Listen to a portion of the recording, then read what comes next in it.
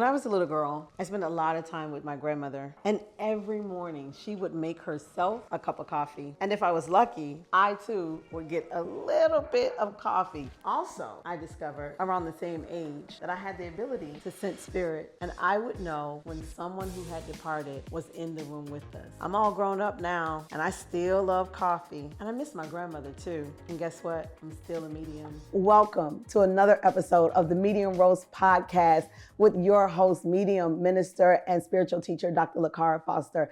Y'all, if you are watching this, that means that you have made it to the finale episode, and I am so excited about my guest today. I can't, listen, words don't even describe, right? I'm gonna try to describe it, but words really don't describe the two amazing gentlemen that I have sitting here with me. They are my mentors.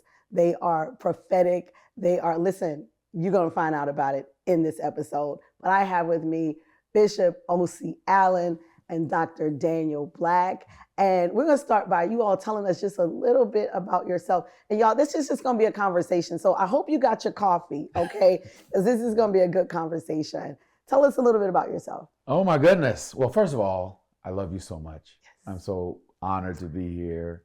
I'm thrilled to have any conversation with you anytime. These lashes need to last, okay? They need to last through this episode, so don't get me to cry, okay? I mean, you know, we're here. Yeah. And that's been such a journey of support and love and all the things. And so I am O.C. Allen. I'm a pastor. I am someone who is attempting to not only love Black people and love queer people, but sort of do the work of transformation. You know, I wear a lot of hats, so maybe that'll come out in the conversation somewhere. But I'm honored to be here. Thank you for being here. And not just Bishop O.C. Allen, this is my bishop. Right. Okay, this is my bishop. And we have been, right? We have been, I've been a member of the Vision Church of Atlanta since 2008. That long? Listen, and I'm only 25. So I joined when I was a child. Yes, okay? yes. And I'm going to talk about some special moments to me in our church. Okay. And our next guest is Dr. Daniel Black, for certain. Well, thank you once again. Just being on here with you is an absolute joy, right? Because you're doing so many marvelous, wonderful, spiritual, transformative things.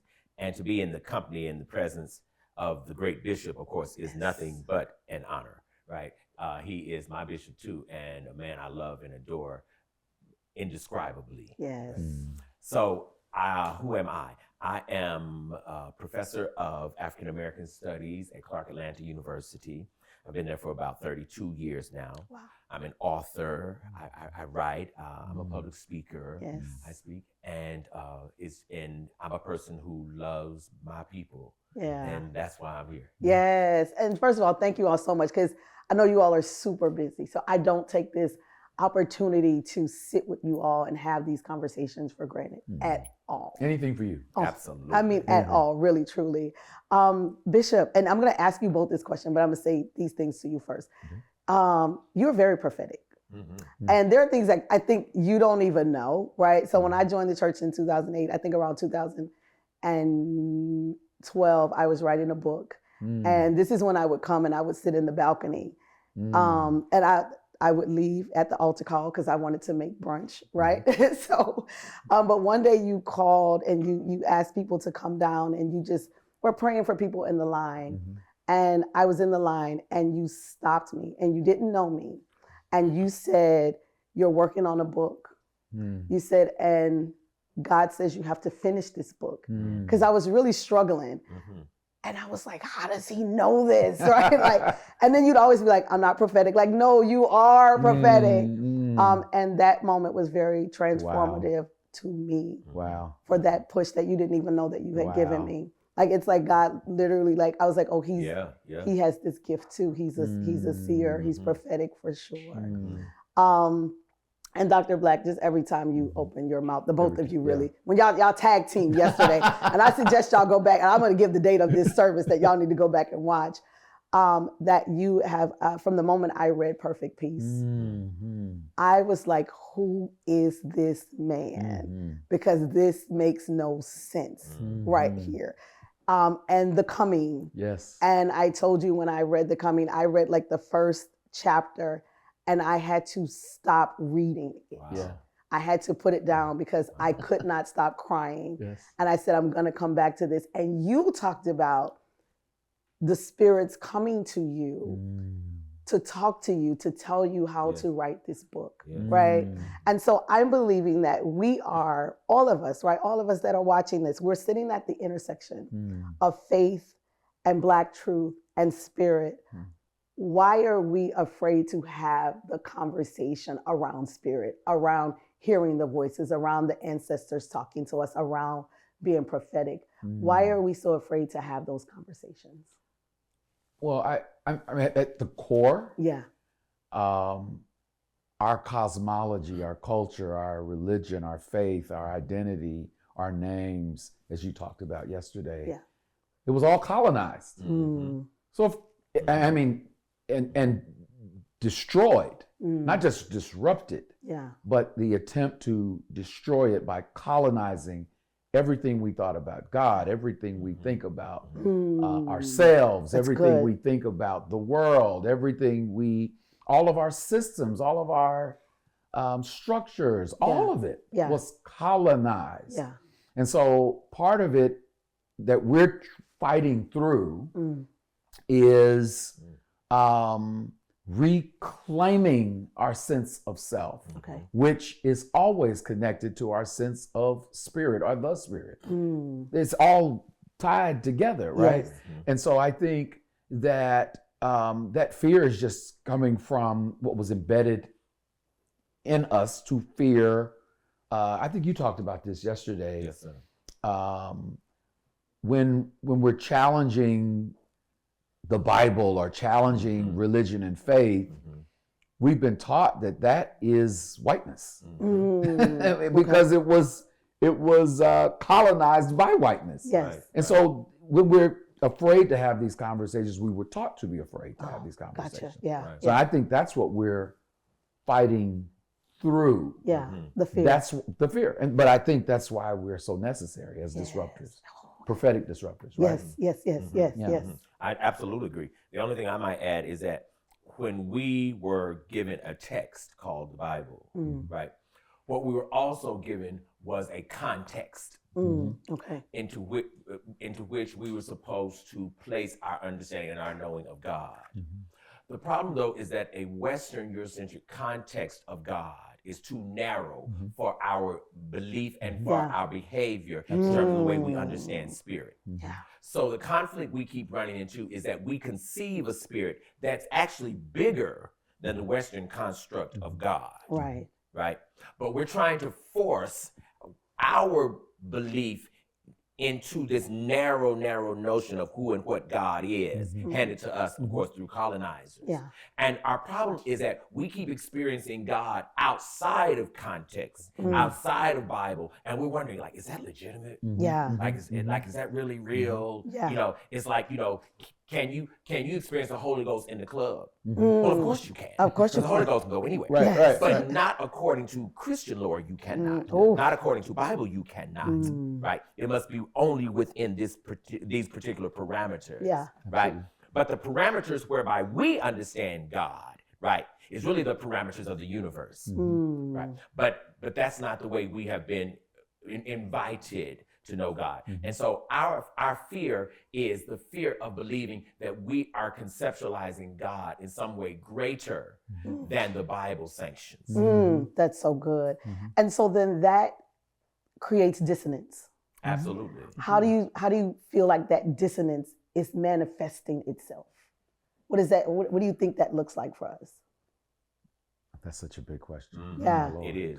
Because I think there's so many ways, but if we're talking about faith, you know, toxic religion, just Okay. how that toxic religion, as you said, forces us to confine God in ways that really just limit our own sense of capacity, Okay. our own sense of trusting ourselves. That's good.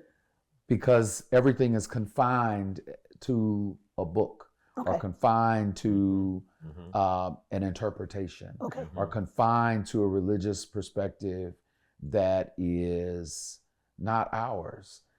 It's like when we sometimes talk about the Black church.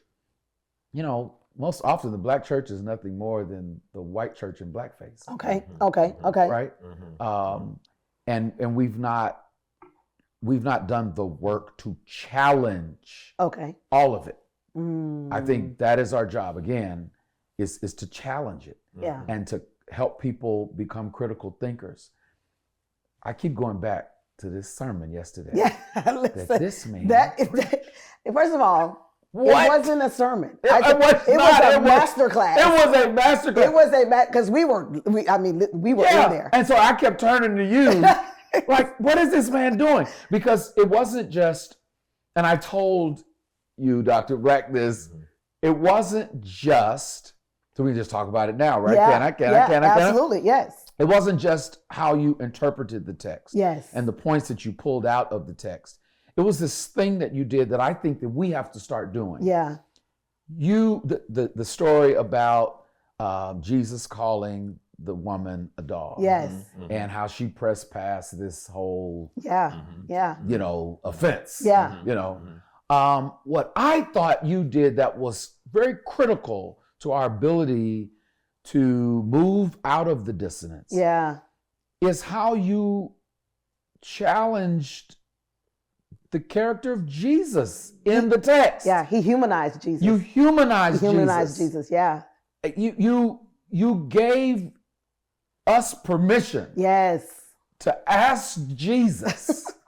Why did you say that? Why did you say that? That was not a really great thing. That was say. not cool. and by doing that, whether people agree or disagree, or no matter where people are on how they want to interpret that story, the fact that we are given permission to ask questions is essential and foundational, I think, to how we move out of the dissonance. Yes. Is to question, because all of it was colonized, even just how we were taught to look at the text. Yeah. Or taught to even look at Jesus. Yeah. And it's strange because on one end we'll say, Jesus both human and God, right? We get that. Yeah. But let's talk about the human part. Yeah. What about the human part? Yeah. That's essentially he said what Jesus, you did. Jesus was irritated. Jesus was tired. Had a bad day. Had a bad day. But still the Son of God. But still. And still has the power to heal. Yes. And in fact did it. Yes. Did it. So the real question for me of that text was, when the leadership is faulty, can you still get your blessing? That's good. That's so good. Which means you don't need perfect leadership. No. In order for the institution to roll. Yes. That's so The good. leadership has got to have a time when it's not at its best, Yeah. and you still believe in it. Yeah. Because see, she believed in Jesus as she was looking at his raggediness. Yes. Yes. That's so After good. he offended her, Absolutely. insulted her. Yes. Yes. Yeah.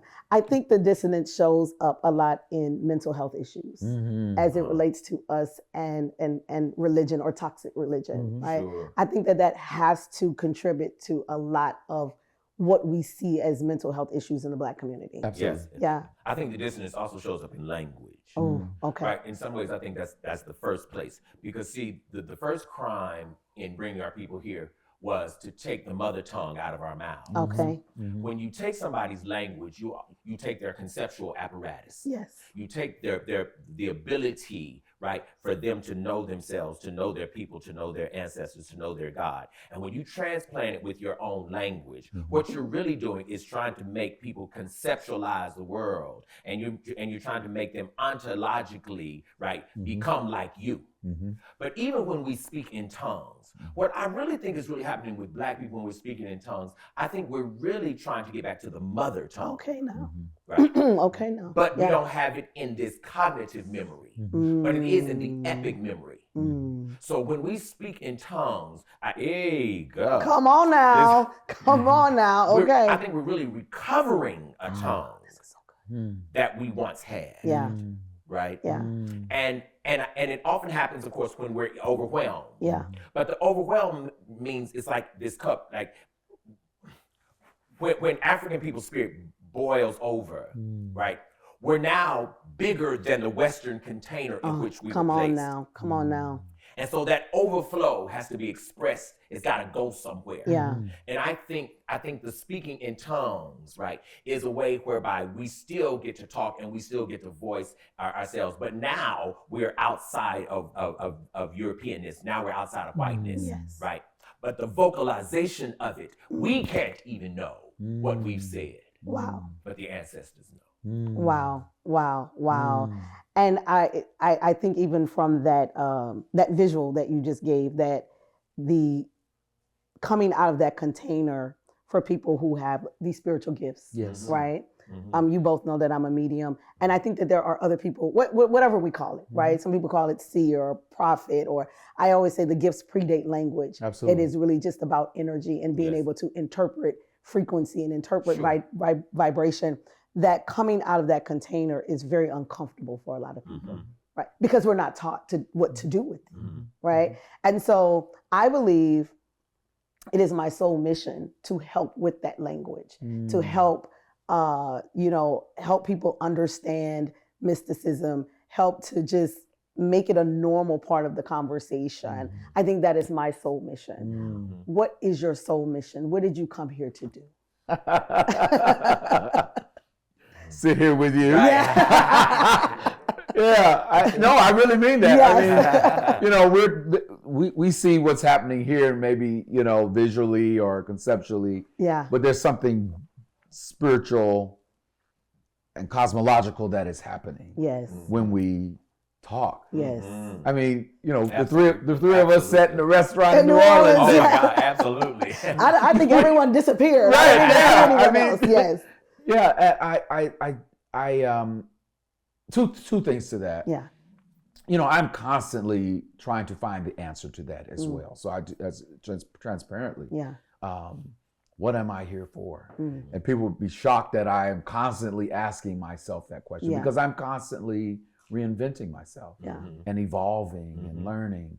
I think what I am seeing in this iteration and version of me is helping people to break the chains. Yes. Whatever those chains are, it's kind of like I'm trying to live by this motto that I can be relentless because, all that is left would be broken chains. So to be relentless, to be open, to be flexible, to not have to have all the answers, but to be fully available. Because if I fundamentally believe that part of my role is to help chains to break, Yes. it would just be available to whatever those opportunities look like. Yeah. They at 20 years ago it started being a pastor. Yes. And then I felt like that was becoming a chain, but that's a whole other conversation. I gotcha. So what are the things around me and the opportunities and platforms that continue to evolve this idea? And that's why I think all of these hats, all of these platforms, all of these other things began to open for me.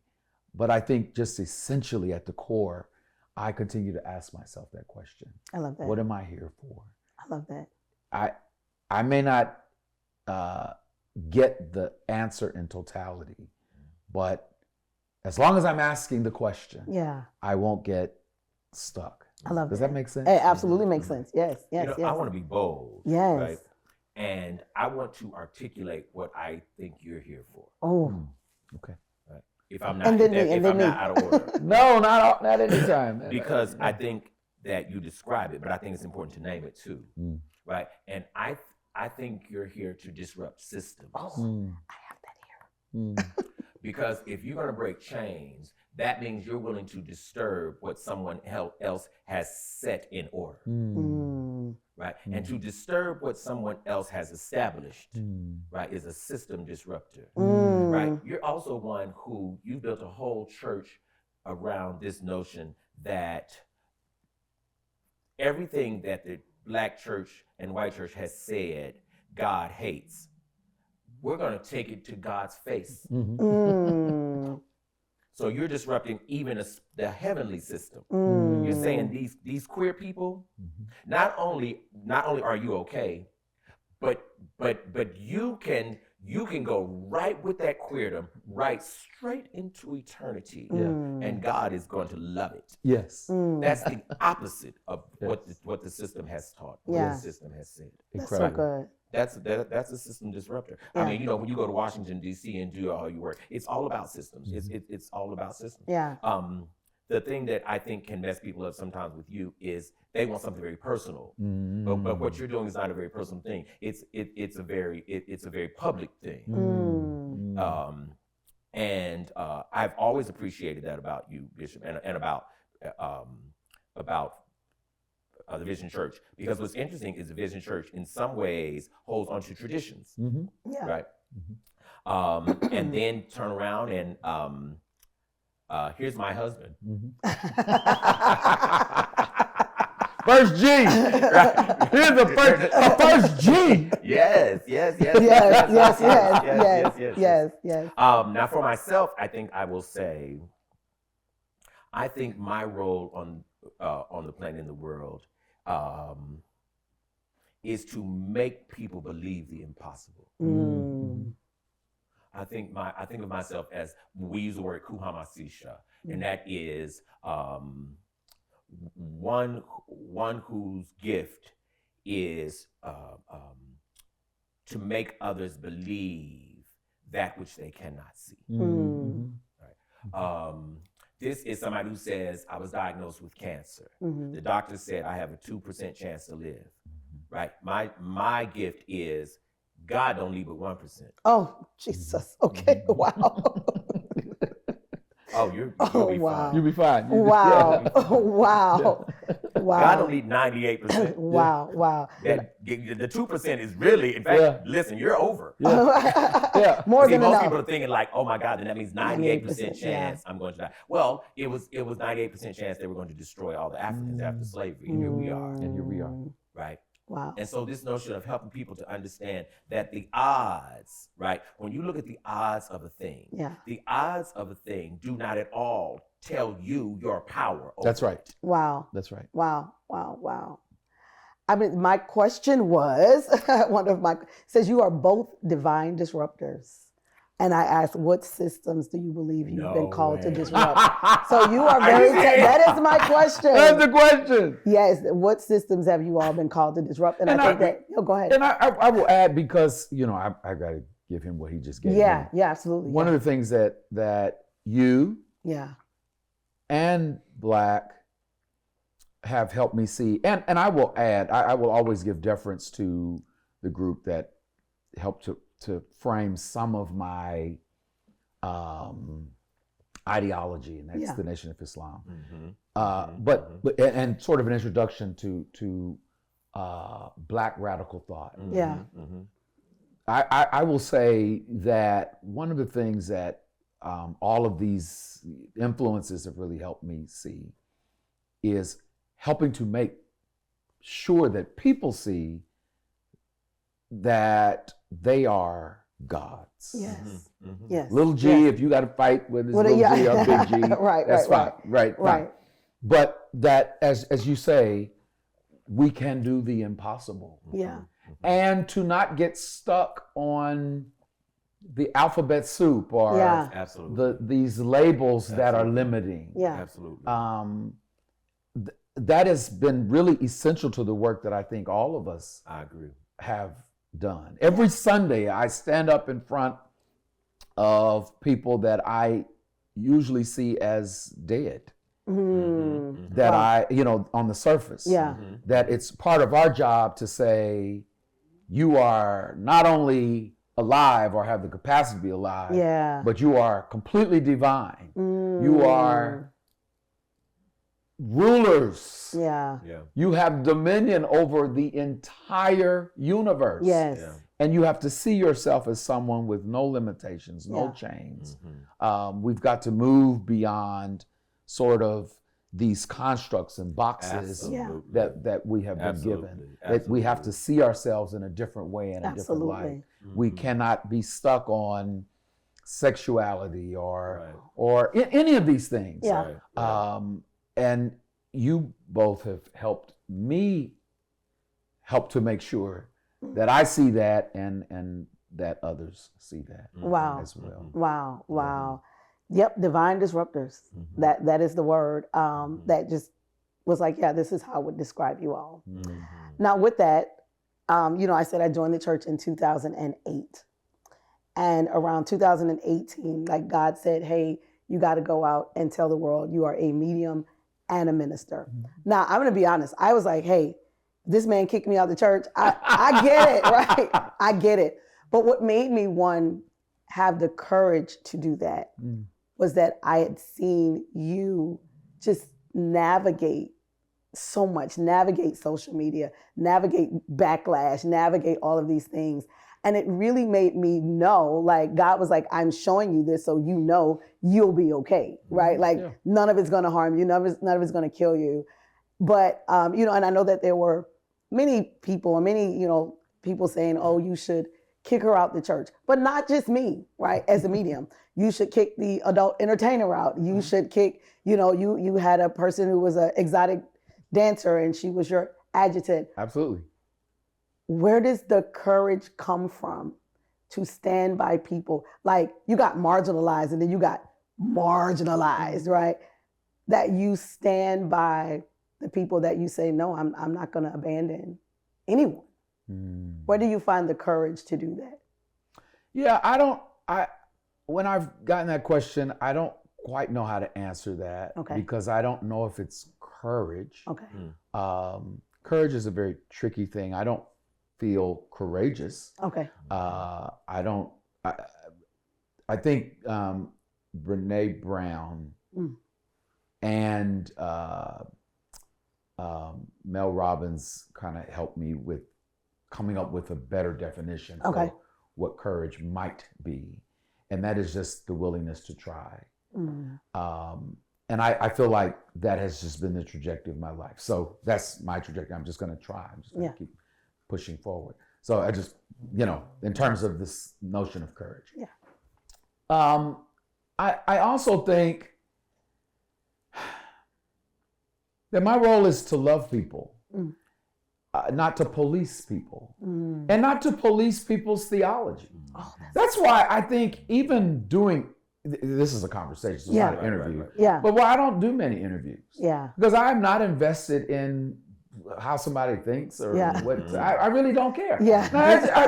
I really don't give a damn about people's perspectives about what I think. Right. That's why I'm really a horrible I'm not. Listen. I don't do great interviews because I don't care. So somebody says, "Well, I disagree." You can. You can. I have no problem with it. It doesn't bother me. Right. I'm not policing whether you agree with me or disagree. Are you mad? Or the bloggers, Now you talk about my kids. No, that's all bets are off. I'm effing you up. I am effing you up. Now let me tell you that.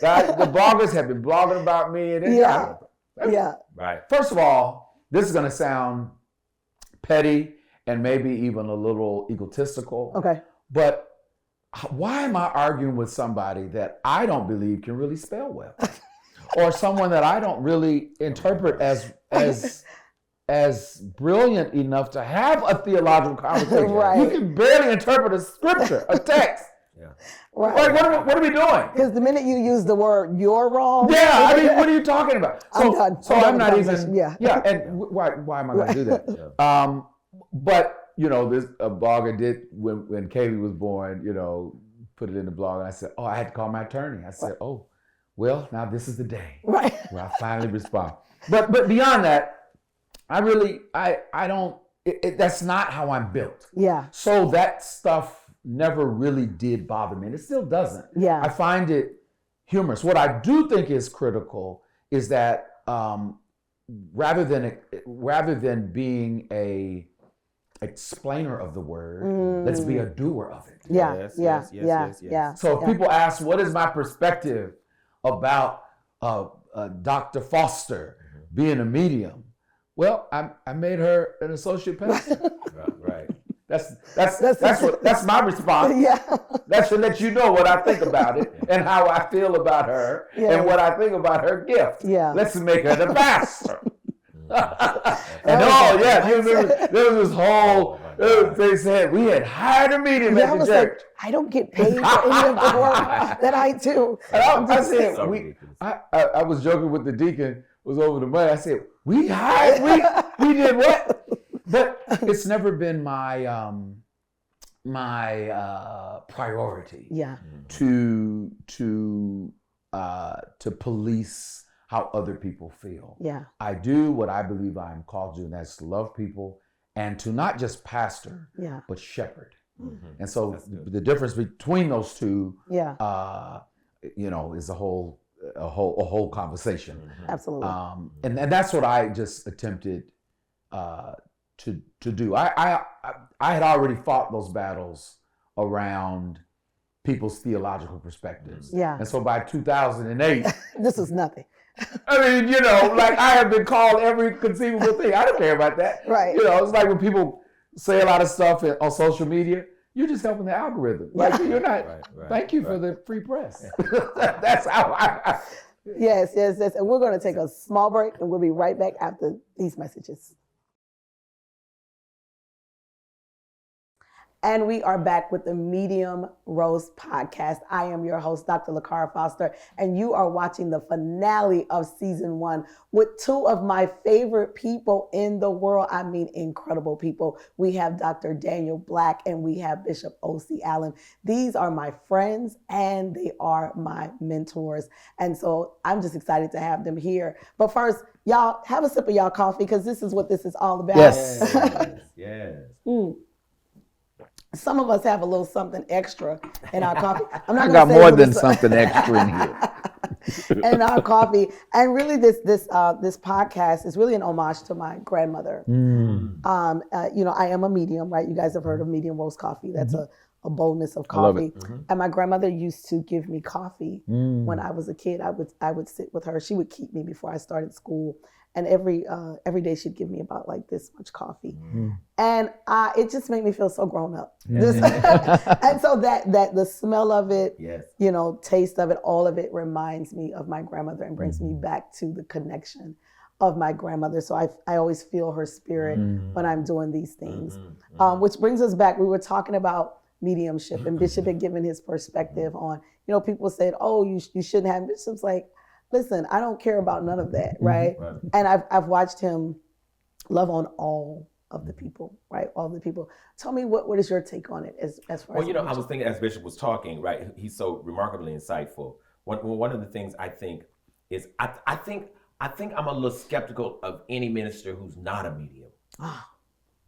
Because how are you a minister, but you don't have a particular headway into the spirit, right? I'm not sure I find that legitimate, right? The other thing, when we're talking about, you're talking about courage, and we were talking about this notion of what one finds courage from. What most people forget, and I forget it all the time until moments like this, is when you get Black queer people together, most people forget that we've been fighting demons since birth. Yes. Right? And most of our demons were living people. Oh, Jesus. So by the time we become adults, really the truth for a Black queer, the question is, you will either die or slay. Which one is it? That's all you get to do. If you're Black and queer, I'm gonna slay. You only get to die or slay. You don't get to chill if you're Black and queer. You don't get to be regular. You don't get to simply exist. You don't get to simply float through. No, you don't get to do that. You don't. Wow. We destroy all those people. You either get to die, right? Or you slay. Wow. You slay demons. You slay doubt, right? You slay sabotage. You slay all the things, and you come out victorious, right? Which is how you get an Audre Lorde, a James Bond, and the list goes on and on. Because you're going to be extraordinary or nothing. There's no middle There's ground. no No middle middle ground. No, if you're black and gray, there absolutely is no middle ground. So the question of courage is like, by the time we get to this age, sweetie, I slayed people with half your strength. That's it. 20 years ago. Yes. You have done, you have said nothing to me, I mean, right? yeah, Wow. this Wow. this was meaningless. Die or slay. That's all Yeah. you get. That's Somebody all- needs to put that on the I love that. whole, That's all you get to do. Yes. I mean, it's really true, right? Yeah, yeah. Any regular gay person will float into oblivion. That's right. Do you think, because you talked yesterday about trauma, Mm. and I'm telling you, I'm gonna comment, I'm gonna tag it, I'm gonna put this sermon in there so that you all can see this. Mm-hmm. But you said that you got to put a time limit Right. Right. on the trauma. Yeah, because see, the first thing, and I didn't get to work it all the way out. I was thinking, but one of the things, trauma destroys memory, Mm. Oh, right? Meaning, trauma can make you think you don't like the very same person who paid your rent. Mm-hmm. Mm-hmm. Mm-hmm. You can fall out with your own savior if you're traumatic, wow. Or compete. or think you're in competition. That's absolutely, right. with Yes. the person who actually Wow. who actually is saving you. That's right. Wow. Right. That's right. Literally, the person who feeds you some kind of way 6 weeks later, you're mad at. Wow. But Wow. really, it's because trauma has erased your memory. Mm. So you don't remember that this person actually came to my aid. This person actually lifted me up. This person actually prayed for me. This person actually loaned me $50, which I never gave back. Yeah. Some kind of way your wounds take Yeah. over, right? And become central to the entirety of your reality. Yeah. Right. And so that's healing trauma is so important because it'll make us forget the majesty of one another if Yeah. we're not careful.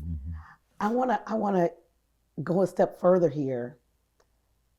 Could trauma also make us forget like our spiritual memory? I think so. Right? Like if we Absolutely. said, okay, God, I came here to be, an actor, a medium, a pastor, whatever, a creator. And that was that is my contract with God, right? This is what I'm coming to do. Absolutely. But then this trauma causes me to forget. And really, if we're going to be honest, Yeah. you being a medium, if we remembered who we were, Yeah. it's really not a big deal. Yeah. We We would see it as our identity. I mean, it's Spiritual what we identity. do. Yeah, It's what it's what we do. Black people talk to the spirits. Yeah. We come from people who do this as a Yeah. regular part of our just cosmological identity. Yes, yes, right? yes. The notion that somebody can speak to grandma. Of course, what are you talking about? Yeah. Of course. This is what we do. Mm-hmm. This is what we do. This is sign of how much we've forgotten. Yes. Right? Wow. If we're not very, very careful. Wow. And what it's also sign of is all the ways that we have accepted someone else's theological ordering in terms of how we understand God. Wow. Right? So really, we're not really going before God in prayer. Right. We're really going before the master in prayer. In prayer. Yeah. Mm. See, it's going to get real tricky because that master sometimes is the one who circumscribes your bondage. Mm. Oof. Now, when we talk about, like you said, that this is who we were as a people, right? It brings me to just the origins of the Kojic Church. Speak to us about the origins of the Kojic Church. And not only that, but why has that shifted so much? Lord, you about to get me in trouble with the church of God, the grand old church of God in Christ. Yes. Oh, So I think the origins of the Kojic Church are layered Yeah. because you can't talk about the origins of the Kojic Church and not talk about the origins of Pentecostalism, Yes. and also the confinement of Pentecostalism and those who founded the Kojic Church experiencing racism This is good. that forced all types of realities.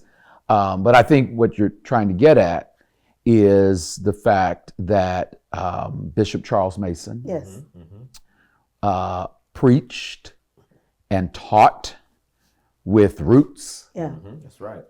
gourds, Yeah. That's right.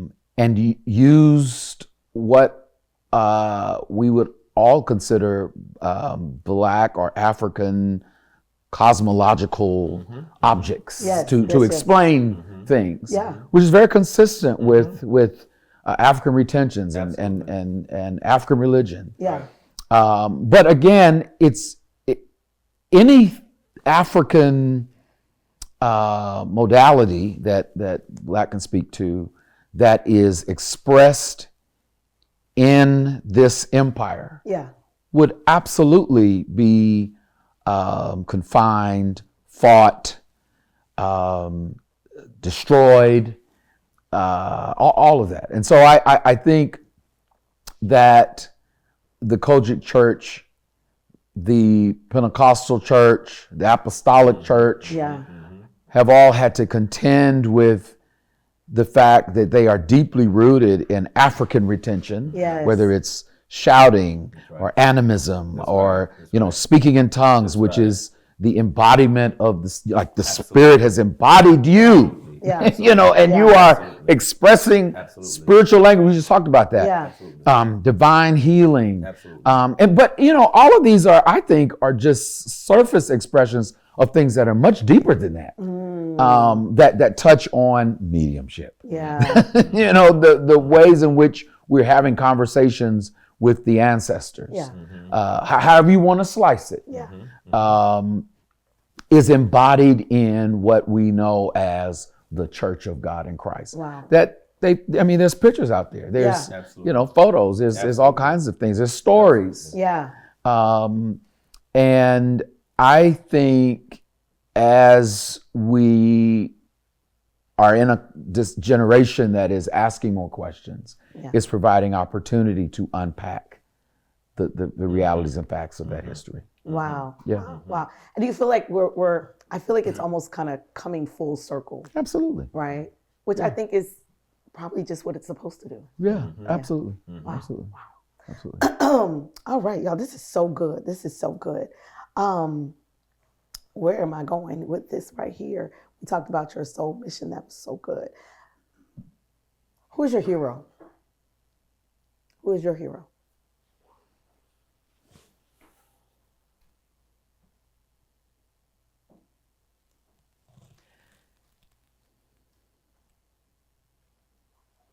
I'm going to say Black people, right?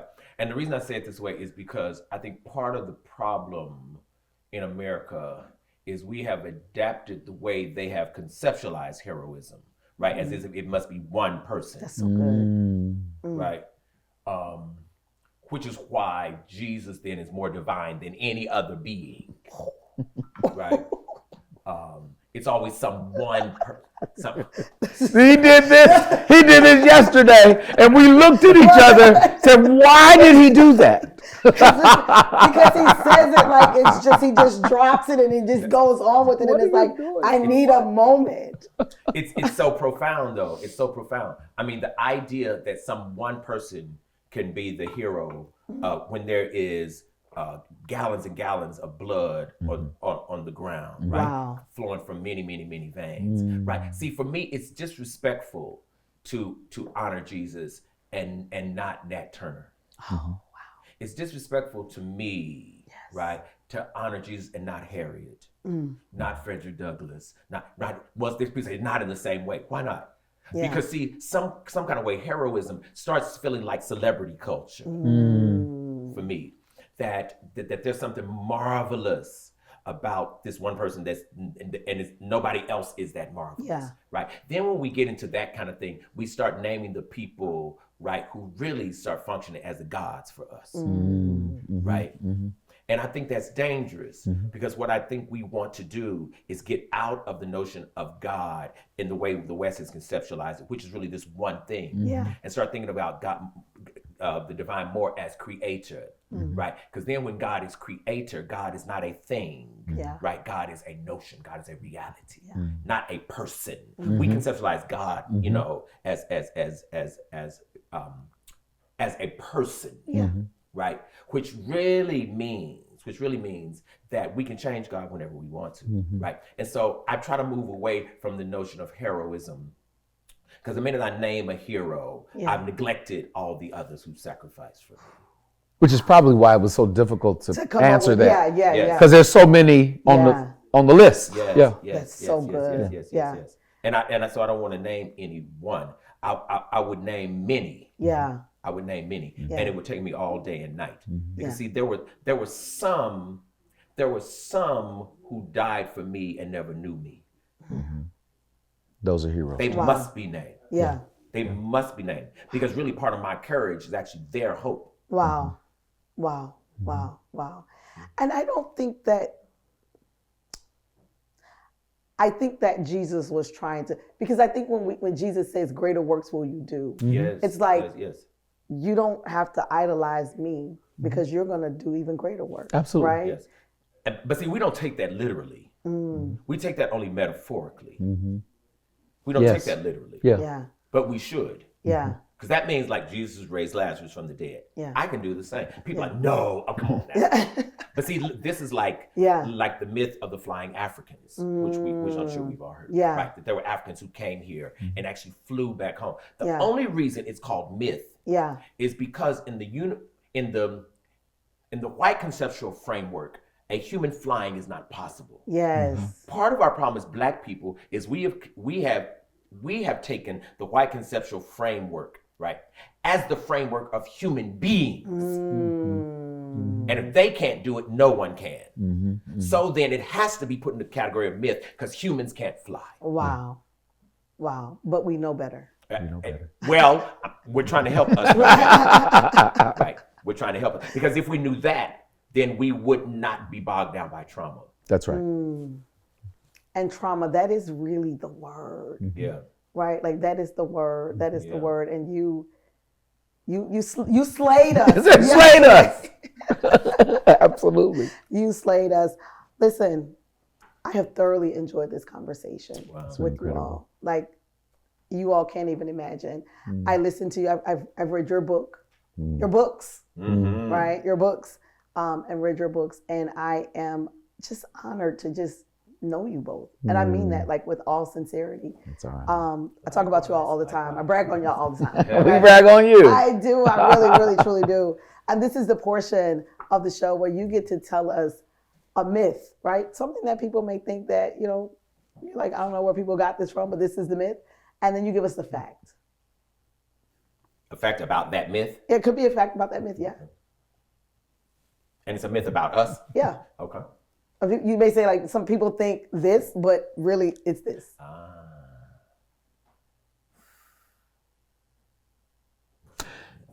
Here's a myth. People think I'm the poster child for the LGBTQIRSTUVXYZ community. Yeah. And sometimes I look up and I say, well, I didn't sign up for this. I was just a preacher. I just started a church. And because I fundamentally believe, like, I thought that a Christian church followed Jesus's teachings. Of course, that is not true. Okay. That is generally 99% not true. Okay, yeah.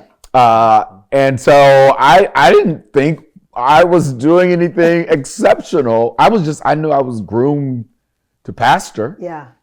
I knew I wasn't going to lie. I'm built a certain way. I was going to sit up here and first G, right. First G is the armor bearer, and and your wife and my wife's sitting over there with a big hat, and she's sitting there smiling, traumatized. I wasn't going to do that. So but it wasn't like we weren't trying to be exceptional. We were just trying to start the damn church. Yeah. Like we just start church, and all of a sudden, what I found out was that truth was rare. And so living in truth was rare. Yeah. As a faith leader was rare. Wow. As I've said before, I'm certainly not the only gay bishop. Yeah.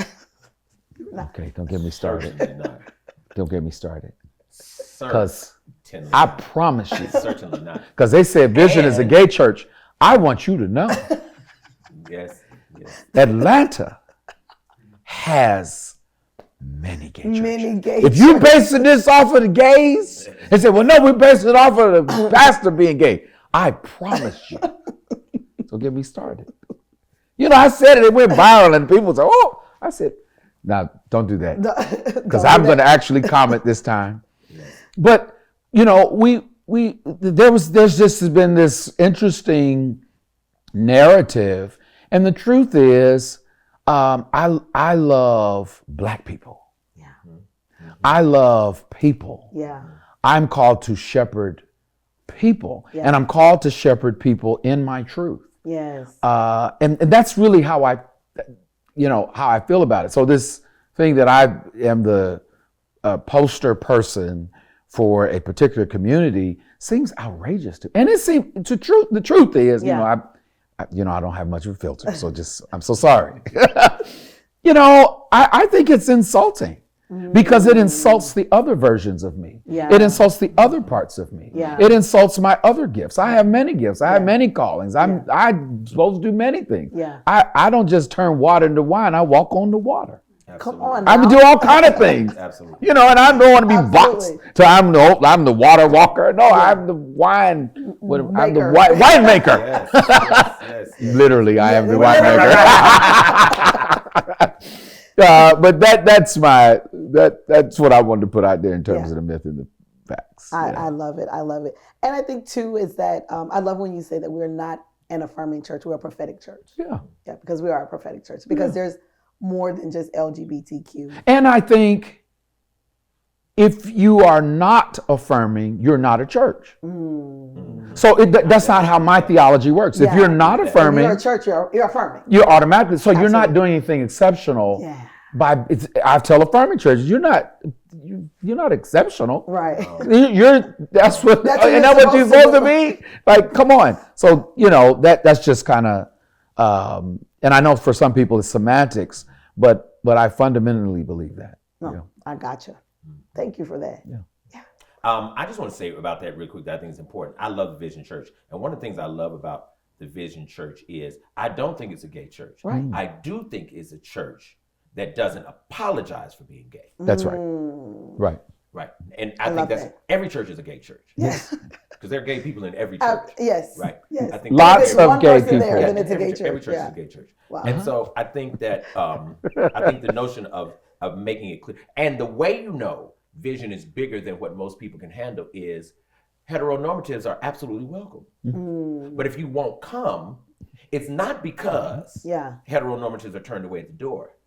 It's because what we're presenting here is something wider and bigger than the way you conceptualize God. Now, if you need a narrow God, this won't work for you. Yeah. That's so good. This is not your church if you need a narrow Because we're God. saying heteronormative, come. Yeah. The problem is other folks are not saying LGBTQ folks come. Yeah. All Vision is saying is everybody come. Everybody's welcome. Everybody's welcome. And if your Jesus does not invite, endorse, affirm, support Black queer thriving, it's the wrong Jesus. We don't have the same Jesus. Yes. Right. And I love the way you said that. It's not going to work for you. Yeah. This is not your church. Wow. This is not your church. And if you need confines and you need those types of boxes, it's not going to work for you. Yeah. Right. We have professors. Yes. We have mediums. Yes. We have every hue of the human experience should be expressed in this room. Wow. And if it is not, then we should close shop. Right. And it's never going to be many. I mean, Jesus had a congregation of 12. Yeah, 12. I mean, Jesus couldn't give it 12 members. Well, we did it. So we do it. Yeah, we slaying. Slaying. Wow. Jesus, I mean, you raising the dead, and then but 12 people say, I'll join them. You're absolutely right. And most of them left. And one was prepared to kill you, and Right. one was listen. Listen, okay? We're doing pretty good. Huh? You're doing fine. Fine. We My are myth, good. I think, is that is that I believe in the concept of gayness. I don't think I believe in the concept of gayness. Mm-hmm. I don't think I believe in the concept of gayness. Yeah. Yeah. Right. Yeah. I believe gayness is a Yeah. social construct Mm-hmm. made for people who spend their lives trying to beg other folks for applause. Yes. Yes. I don't think I believe in that. Yes. Right. But I do believe. Yes. Right. I do believe in gatekeepers. I do believe in the differently constructed. I do believe that there are those of us, folks call it queerness. I'm not even sure that's the best word, but that's closer. Yes. Okay. Yes. Right. Yes. And that is people who, again, as we talked about before, who understand their difference as divinity. Yes. And understand that you actually owe something in the spirit for the gift of having come this way. Having come like this. See, for me, half the gay people I know are not queer. They're just gay. They're just gay. And God is not impressed by that. At all. How you gonna tell God what God did? God's just not impressed by that. God is not I'm impressed. gay, God's good child. I did it. Right. I So know. there's no gift in that. Yeah. Right? Yeah. The gift is the magic of discovering that for God to send me to the planet like this, there is something required of me that others cannot do. Mm-hmm. That's really the magic. Like That I James must do. Baldwin. I must do. Like, Yeah. like, people didn't love Baldwin because Baldwin was gay. People love Baldwin because his brilliance was undeniable. Yes. Right? It was undeniable. Yeah. He just happened to be gay. Right. And the gayness, in many instances, people could have missed it because the truth of the matter is the gayness is not the relevance. What's relevant is Baldwin's ability to put variables together in a linguistic word ordering, right? To explain the difficulty, right, of a system that brought people to a land, right, and has spent all of its time and effort trying to destroy them. That's why he's my best friend. Just. Ooh, the camera. See, that's a queerness. It's a lot of gay people. But too many people are spending their lives trying to make people agree that their gayness is legitimate. Right? That is a colossal waste of time. It is and God does not care. Right. Yeah. And if people do agree, what will you now have? Except their agreement. That's it. And that is not the agreement that you made with God anyway. And we should care more about that agreement. Yeah, that's the agreement to care about. That's the agreement to care about. Yeah. That's so excellent. Y'all be wearing me out. Y'all know that. Y'all be wearing me out. Tell us what projects you are working on. Also, I am working on a Black Bible right now. Yes. I'm writing a Bible that here they come, y'all. Here they come. Yes, I got scripture I'm working on. I'm probably 3/4 of the way finished. A couple hundred pages in it. That is definitely the most challenging, the most profound, the most difficult thing I have ever conceived.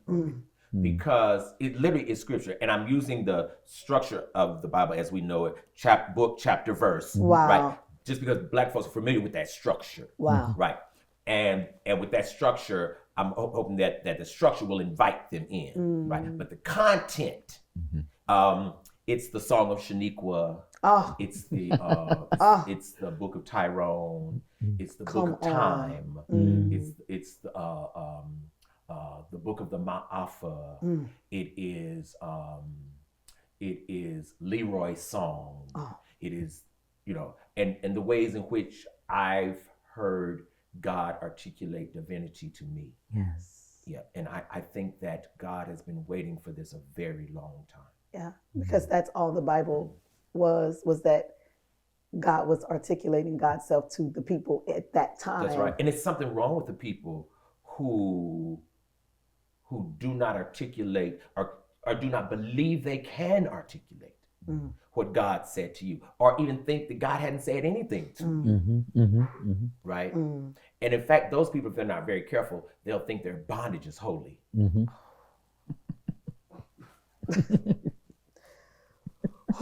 Okay. So That's what I'm working on. This thing. And when can we expect that? When can we? I'll finish it this year. Okay. I'll finish it this All year. right. Yeah. All right. What project? I'm not working on nothing, y'all. Not a single thing. You That's forget not it. true. You're I'm not working on Man, nothing. 25 projects. Stop playing.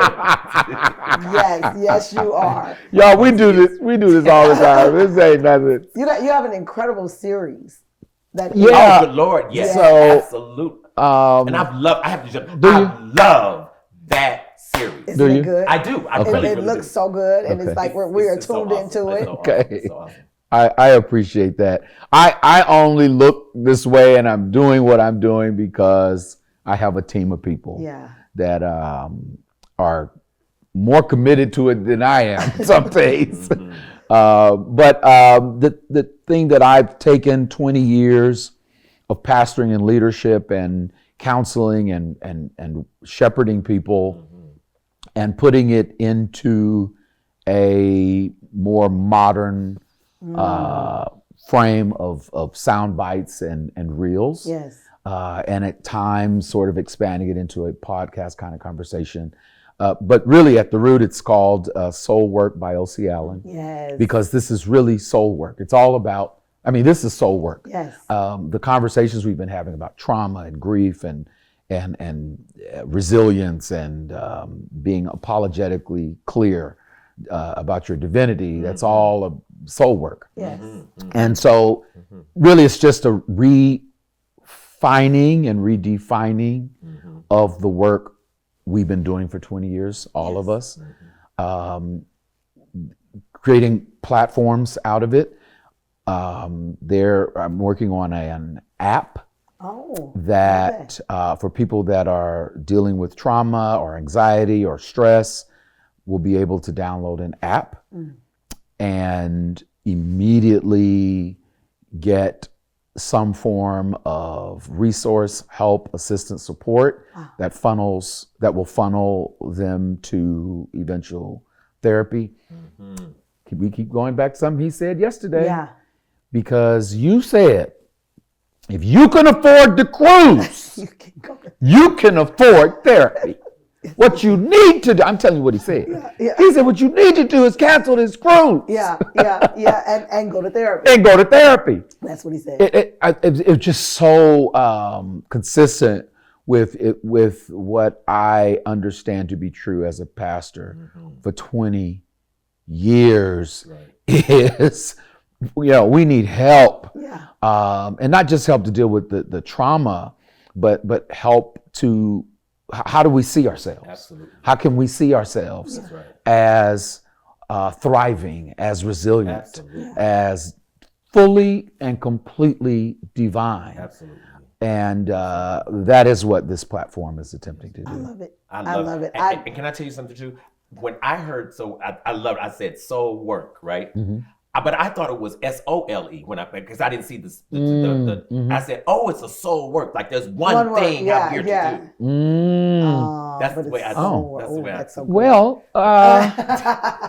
that's wonderful. I think I might have to go to the team and change it. I love that. Before I saw it in print. Soul work. Yeah. And what I've loved about that is there's a way that you diminish the pulpit, right? Because you're still, but you don't have the confines of the church. That's right. So I feel like there are things you're saying here that you have to modify in some ways if you were in the church to say it. Yeah. But you still, as a bishop and as a minister, you get to say it here, right? Yeah. Without the psychosis of the church. Yeah, absolutely. It is designed that way intentionally because, most often people come to church, I'm just trying to get Tuesday. Yeah. I just need prayer. I need word. I need help because I'm about to, there's all these things going on. And so we don't oftentimes have time to unpack That's right. the trauma, how we've been colonized, all of the issues that need to be dealt with. And so I'm so glad that you understand that is the purpose and it is designed. I'm telling you, I see it every in time. a way. Absolutely. Yeah. Absolutely. Yeah. Beautiful. That's the point. Listen, so Thank we got you. some incredible things going on. I want you each to tell us where the audience can find you. You're going to look into that camera. Tell us where they can find you and give us your benediction. That is the words of wisdom, your parting words, whatever you want to leave with us. You can find me most days at a library. No, you can find me on Facebook or on YouTube most days. Daniel Black, just look me up. And my benediction. My benediction is whatsoever you do, serve a God who disagrees with your bondage. Oh, Jesus. Well, that was my benediction for the night and tomorrow. And tomorrow, yes. I'm O.C. Allen. You can find me on all platforms. You can go to ocallen.com to get more information on Soul Work by O.C. Allen. I am on all platforms to include YouTube, Facebook, Instagram, and we have a lot of things coming up that I'm really excited about for 2026. Yes. It's really consistent in terms of the benediction that Dr. Black mentioned. I've been talking lately about the best advice I was ever given, and that was to observe, don't absorb. Yeah. And there's so much noise going on around us. There's so much, whether it's in politics. I mean, that's the whole, I always tell people the genius of Trump is how he gets his politics to center itself.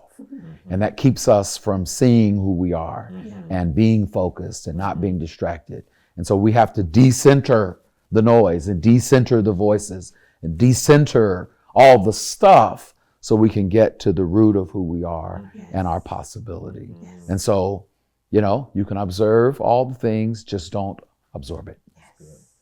Listen, you guys, this has been the finale of season 1, and I couldn't have thought of 2 better people to help me close out this amazing season. We have Bishop O.C. Allen here, and we have Dr. Daniel Black, 2 of my favorite people in the world and my mentors. And I want to thank you guys for rocking with us this season. Again, I am Dr. Lakara Foster, the host of the Medium Roast podcast, medium, minister, and spiritual teacher. And listen, we want to see you guys back here for season 2. Make sure that you like and you comment and you subscribe to this so that you can get more. And listen, there will be more between 1 and 2. So check us out on Behind the Brew. Have a good evening, y'all.